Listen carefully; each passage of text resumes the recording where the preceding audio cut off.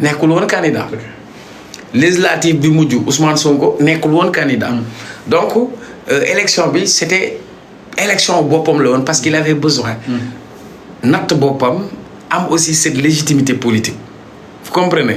donc beneen argument bi nga xam ni moom laa ci gis sur le plan de la mobilisation ak communication bi mu def sur les pôles territoriaux il a réussi véritablement sa campagne parce que au-delà des caravanes et de la mobilisation il sait tenir un discours boo xamante ni méngoo na ak besoin wu différents territoires yi nga xam ni ci la dem maintenant il y a eu des erreurs et des errements de l'opposition et loolu aussi daf ko gën a may dayoo ñu ngi doon natt naan la présidentielle bi 54% lañ amoon mais tey boo xaymaa ba résultat yi génn di nga gis ni romb nañ 54% parce que Sonko a fait le plein te mayewu ci dara la preuve même Tahirou Sarr bi nga xam ni c'était un allié à un moment donné Sonko daf ko écorcher déconstruire son discours pour récupérer benn électorat à ce niveau et comme li mbër boobu di wax Albouri Sonko daa dajale gars yëpp 40 listes yëpp la dajale def leen benn dóor mu daanu parce que tey ça s'est révélé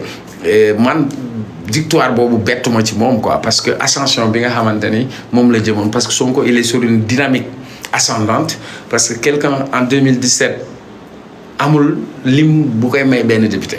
Plus fort reste la duggee Assemblée nationale en 2017. donc 2017 Sonko plus fort reste la duggee beneen élection législative bi Sonko bokkul ci liste bi battre na campagne ñu am 80 députés donc cette fois-ci Sonko a été au cœur de l'action Sonko a été le commandant en chef pour aller tirer sa coalition et c'est pourquoi man bettuma woon quoi donc je l'avais prédit et je l'avais vu venir parce que durant même la campagne il y a que Sonko et puis ak sama copain Aliou. Alors peut-être tout était clair peut-être pour Sonko daal di waroon na jël mbir yi nga jàpp ni Sonko a réussi sa campagne. fan la Sonko réussir là où l'opposition peut-être a échoué.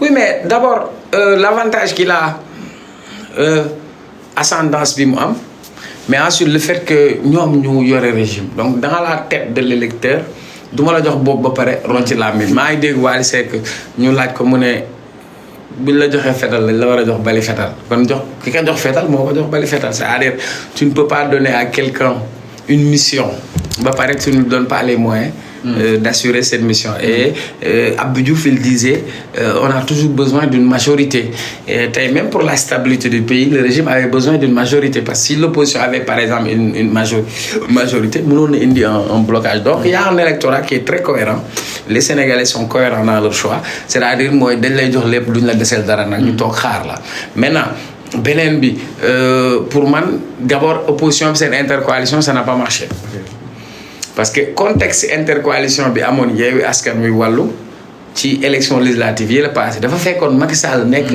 en fin de règne ce qui fait que circonstances yooyu ça a permis à l'opposition d'être ensemble mais cette fois-ci c'est une nouvelle opposition qui venait de se constituer ensuite ils ont du mal à trouver leur marque mais beneen bi par exemple Sàmm Sa Kàddu là où ils ont échoué pour man du point de vue stratégique ni ñu tuddee seen coalition bi déjà Sàmm Sa Kàddu VAR mooy Sonko yow Sàmm Sa Kàddu yow la ñu c'est comme si dañu créer benn coalition contre Ousmane Sonko en fait mais beneen bi seen premier retard mooy début campagne bi toog nañ une semaine boo xam ni ils se sont pas déployés boobu Sonko était très en avance déjà Sonko a commencé la pré-campagne dem Dakar Arena projection bi ñu def Sénégal vision 2050 bokk na sur la bataille de l'opinion pour montrer nous avons ça sur la table nous avons besoin de ce projet qu'on va mettre en place donc loolu yëpp bokk na ci pré-campagne am te il a réussi en fait sur le plan de la communication maintenant Bougane arrêté nañ ko à Tamba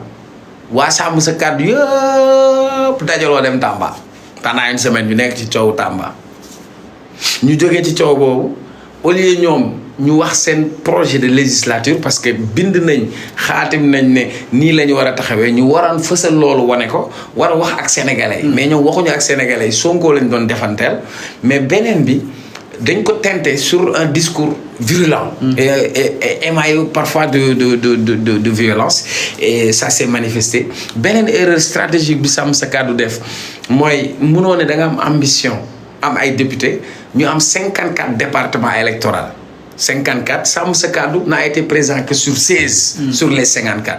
Alors que la différence se fait ci département yi. Donc Sam Sekadou étant présent sur 16 départements, loolu dafa nekk loo xam ni les NLN. Ensuite Sonko c'est un ouragan politique, il ramasse tout sur son passage. Donc tey même booy xool du point de vue électoral Amadou Ba moo raw Sam Sekadou. Du point de vue électoral Macky Sall mi fi jógee moo raw Sam Sekadou. Donc Sam Sekadou aujourd'hui ak profil yi ñu amoon foofu. Anta Babacar Ngom. Femme boo xam ni mu ngi jiite entreprise. dem élection présidentielle am benn leadership féminin. Thierno Bocoum a été président de commission parlementaire comprenez. Pape Djibril Fall. Au lieu ñoom ñu wane sur leur valeur ils se sont misé fan la ñu échoué pour man seen communication lépp dañ ko orienté woon fenn. Alors c'est que exactement parlant de Sam Sekadou si moom la ñu daal di ñëw directement sax du côté de la régie Ali. Alors Sam Sekadou am na ñoo xam ni itam peut-être jàpp nañu que ni c'était une coalition contre nature exactement ñi si ànd exemple Bougane bi doon incarné anti-système tey mu retrouvé wu tey avec le système ñoom taxawu étant de wax baax wax exactement le système Sam Sekadou bii dem di allié wu ak ñoom Amadou Macky Sall si yenn si ay départements yi est-ce que da nga jàpp ni coalition bi base bi amoon na li nga xam ne que moo di benn lu solide loo xam ni itam peut-être moo tax ñu ne Sam Sekadou une coalition boo xam ne itam mu ne ko daal di renommé. Oui mais non c'est-à-dire ci départ bi. mais aussi Déthié Fall joué na si aussi. et puis d'ailleurs booy xool Sonko fu muy dem Déthié Fall est à côté donc mooy li ma la wax c'est-à-dire lan moo leen tax a jóg. l'objectif quoi le premier objectif c'était d'être ensemble contre Ousmane Sonko en quelque sorte.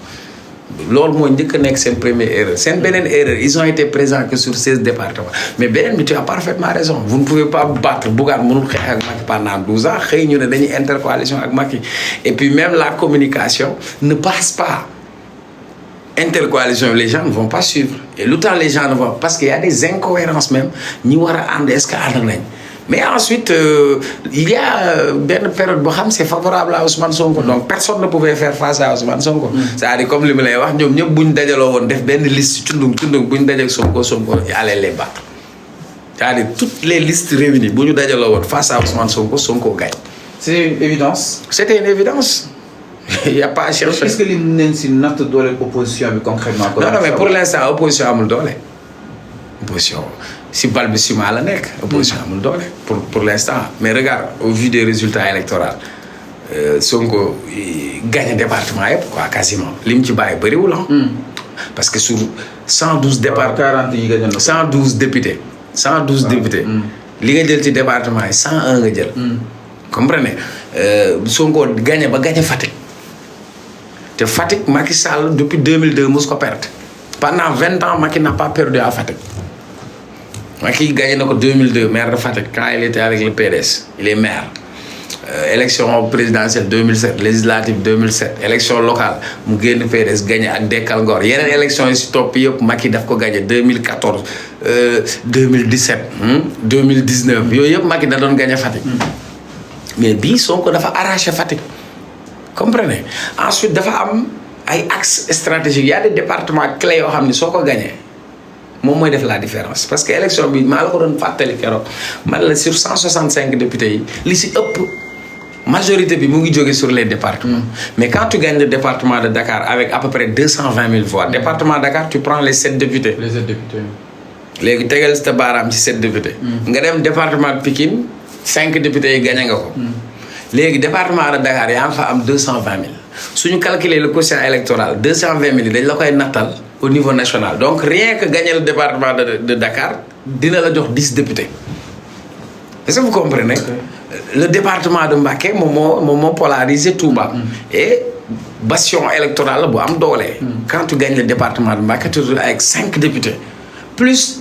au niveau national bu ñu ko calculer ñaata député la lay jox looloo tax c'est une razzia électorale et puis Sonko a sa base affective Ziguinchor qu'il a quasiment gagné le sud maintenant il y a quelques zones de résistance parce que Podor Amadou Ba moo ko gagné Matam Macky Sall moo gagné Kanel et cetera mais sinon c'est une configuration boo xam ne tout était en faveur de Pastef et même sur les postes de la diaspora département yi yëpp la gagné excepté benn mooy Afrique centrale. Afrique centrale gagné par Amadou Ba mais quand même parlons justement si national bi est-ce que Sàmm Sa Kàddu s'est travaillé à l'intérieur du pays d'où ñu jëloon seen campagne de focaliser ko si Dakar. oui mais non c'est-à-dire c'est une première erreur sama prof management daf ñu doon jàngal mu ne ñu il faut pas mettre tous ses œufs dans un même panier xam nga maa lay wax sànq sur 54 départements nga miser sur les 16. quelques départements de la diaspora ak quelques départements à l'intérieur du Sénégal. donc expliquer amuñu woon temps élection anticipée la. ma ne. pour convention ñëpp xamoon nañu assemblée bi dañ koy tas. ça même toi-même tu le savais. après présidentielle tout le monde savait que assemblée bi dañ koy dissoudre. parce que d'abord du point de vue constitutionnel la constitution dit que quand l'Assemblée nationale a 2 ans le président peut dissoudre l'assemblée. tout le monde savait que assemblée bi dañ koy dissoudre Fallou. quand tu dois jouer le championnat est-ce que da ngay bàyyi ba championnat jot nga doog a entraîner. anticipé. waaw tout le monde ñëpp xamoon nañu assemblée bi dañ koy tas Fallou kon que personne ne dise que pare wu ma woon. beneen bi ils ont tout misé à Dakar c'est vrai que Dakar mooy la bataille majeure parce que Dakar c'est quand tu gagnes Dakar tu as 7 députés ils ont tout misé à Dakar mais regarde les résultats de Dakar Bougane a été battu ci bureau de vote bi mu doon voté. Barthélémy tête de liste nationale a été battu à Dakar ci bureau bi mu doon voté. alors que mënoon nañ gën a miser pour am benn maillage territorial est-ce que comprendre c'est-à-dire Sàmm Sa Kàddu ñaata profil la fa nekk ñoom ñëpp mu ko dajale leen. donc pour man erreur stratégique premier d'avoir 16 listes sur les 54. l'autre erreur stratégique l'intercoalition n'a pas marché c'est pas parce que ça avait marché. ci jamono bële ci benn contexte que war na marché ci contexte bi donc pour man pour l'instant opposition Sonko moom mën naa la ko wax. waaw alors mi ngi noonu exactement par rapport. non xaaral waxaguma la ko grand. allez-y d'abord. mooy sénégalais seen dund. dund faju ak woyofal bi. mais c'est vrai. surtout fi mu toll nii amul ay opposition de parti politique et puis moom xam na ko sax parce que bu toogee ba ne xam na yaakaar bi. te ci loolu lay jublu man bu réglé loolu kay no problème. waaw. alors mi ngi noonu exactement par rapport ak li nga xam ne que mu di les erreurs de Sàmm Sa Kàddu ñu daal di jaar ji itam si leneen. waaye ba pare bokk na si erreur ngeen jiital Barthélémy Dias muy fedal di ak rek. ok ñu daal des ni ba tey si wàllu woowu noonu par rapport ak li nga xam ne que mu di PUR bu ki nga xam ne que mu di sëñ Moustapha Sy ñu ne mooy le plus grand perdant si li nga xam ne que mu di coalition bi ban étape na ko situé. non pour moi le plus grand perdant dans cette coalition il s'appelle Pape Djibril Fall. comment. ah mais il n'est pas député. il n'est pas député. donc su demoon boppam dina amaat. non dama ne c'est-à-dire Pape Djibril Fall demoon na boppam élection mu am député. dem na présidentielle. mais tey c'est le plus grand perdant en quelque sorte et puis beaucoup ont perdu d'ailleurs. PUR aussi c'est un grand perdant PUR bi ma ànd ak Ousmane Sonko ñaar député la amoon wóoral ma ko recherché ko. PUR mi ngi woon si 11 députés. PUR bi ma ànd ak Ousmane Sonko. 22 ah waaw 2022 mi ngi woon si 11. 11 députés. bii pas ñaar député la am. benn. ñaata député la ñu am. 13. bii pas ñaar la ñu am. taxaw Dakar benn la ñu am. PDS bi mu ànd ak Ousmane Sonko intercoalition Yewwi Wallu ñaar député la ñu amoon. mi ngi woon 24. ah 24. bii pas PDS ñaar la am. PDS liste Amadou Ba bi wala. non liste Macky Sall la PDS bokk waaw. waaw takku wàllu bi. 2. waaw. kon ña ñoo perdre. donc ça montre que c'est Ousmane Sonko qui polarisait l'électorat. ok c'est Ousmane Sonko qui distribuait les cartes qui polarisait l'électorat. donc ñoom seen loolu ñu ko am grâce à Ousmane Sonko. doon nga see kii carte dafa am naba xooj Sonko moo jël as bi 10 bi ak valet bi bàyyi leen ak naba xooj yi c'est ça la réalité c'est-à-dire lii comparaison bu simple la meilleure réponse que je t'ai donnée mënul weesu lii quand ils étaient avec Sonko le PUR avait 11 députés quand ils étaient avec Ousmane Sonko Taxawu Dakar Khalifa Sall Barthélémy Dias s'est retrouvé avec à peu près 13 députés. Le PDS quand ils s'étaient alliés avec Ousmane Sonko ils se sont retrouvés avec quasiment un groupe parlementaire. Mais aujourd'hui au sortir de ces élections 2 ans après le PUR se retrouve avec un seul député Youm. Taxawu Dakar dans son ensemble se retrouve avec un seul député. Le PDS se retrouve avec 2 députés. kon ñàkk ànd ak Ousmane Sonko bi Sonko moo ci gagné. c'est aussi simple loolu mooy dëgg. Bougane Gueye Dany depuis 2017 ba tey mi ngi si langue politique bi exactement tey Tahirou Sarr tey ñëw na am na député am na coalition ay àndoo la ñëpp am na député Bougane da nga gis si moom prospérité wala kon benn reculade wala politique. waaw mais xam nga politique moom. ku mu neex mën nga koo def. mais fi ñu xaymaa réussite homme politique mooy bu ñu génnee ci ay élections. c'est au sortir des élections qu'on peut mesurer véritablement l'échec ou la réussite. Donc Bougane nekkul ci langue politique depuis 2017 attention. Moi je l'avais vu venir parce que bi mu tegee affaire am boobu Give One Project 2012 on avait échangé d'ailleurs. 2018. Voilà donc. avant présidentielle 2019 donc 2019 présidentielle. la commencé. clairement. mais maintenant am na ay erreurs stratégiques yoo xam ni dans sa démarche parce que nit aussi parfois baax na ngay évaluer. nga xool yow ndax yoon bi nga jël ndax baax na nga xool yan manquement ngam parce que Bougane participer na élection locale. bi mu participer élection locale wut na ay alliance et cetera ensuite présidentielle bi demul woon mais man dama jàpp ni en politique les erreurs se paient cash. il a fait des erreurs. waaw dafa def erreur monumentale. Pour moi, c'est ça son erreur fatale. Après, pour rattraper l'erreur, ce ne sera pas facile. Parce que pour moi, c'est lors de l'élection présidentielle. Parce que des fois, c'est des moments déterminants. Parce qu'on peut te sortir du jeu politique, mais on ne peut pas te sortir du jeu électoral. C'est-à-dire, ça, c'est de l'intelligence stratégique, quoi. D'où je suis conseiller, mais si moi, j'étais à sa place, je sais que un discours.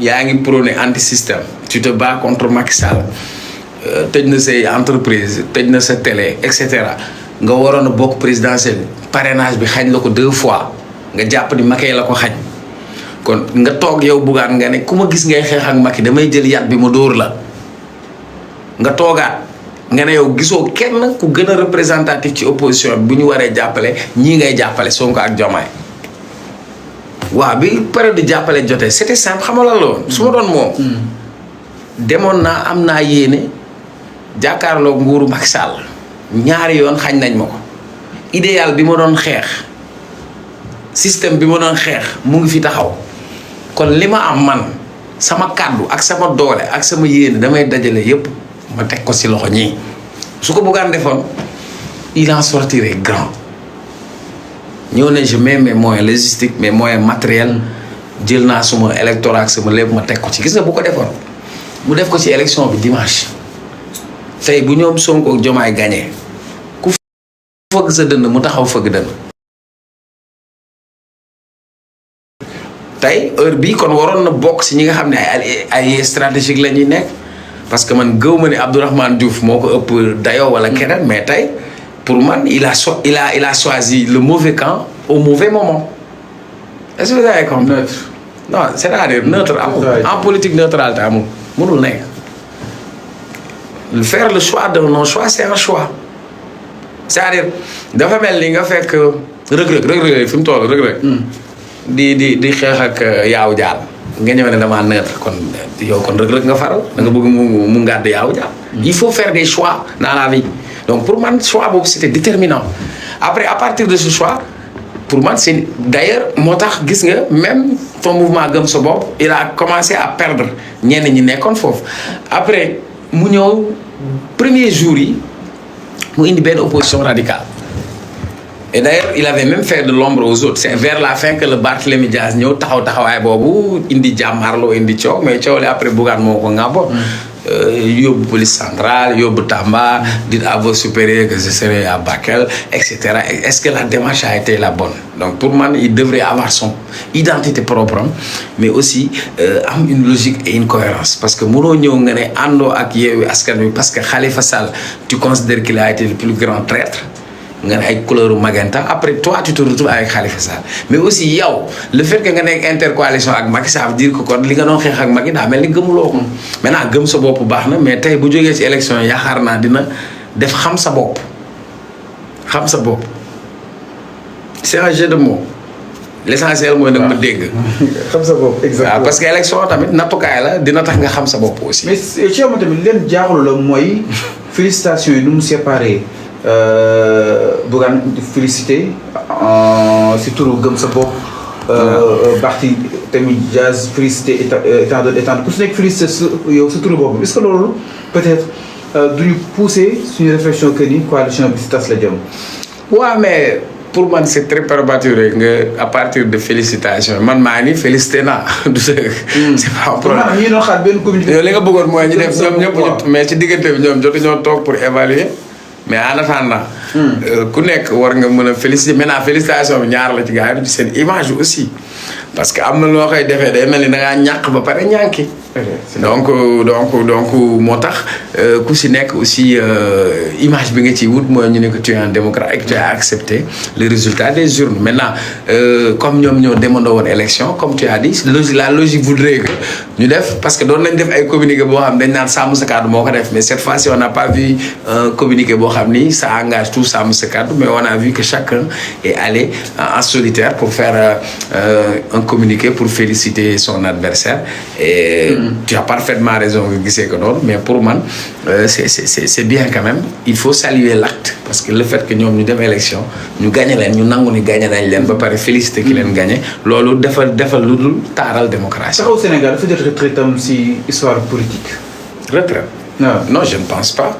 dina mën a ñëwaat nga jàpp ni. ah non c'est-à-dire yéen dafa gaaw nga wax retraite politique. maanaam suñu nee retraite est-ce que su nekkee nii la nga ko bëgg a bàyyee sans peut-être changement est-ce que jàpp nga ni dina ko mën a gagner ci dara concrètement. oui mais non c'est-à-dire xam nga politique ay cycle la. c'est comme football. fa am jamono boo xam ni bi may nekk xale Manchester laa gisoon mooy temps ñoom Beckham c'est un cycle en fait. cycle boobu su jeexee beneen cycle mooy ñëw. donc tey Sonko en venant j'ai l'habitude de dire que élection présidentielle bi Sonko c'est un ouragan politique. mais qui a secoué l'arbre et quand tu secoues l'arbre les feuilles mortes vont tomber et quand ces feuilles mortes vont tomber il y aura de nouvelles belles fleurs.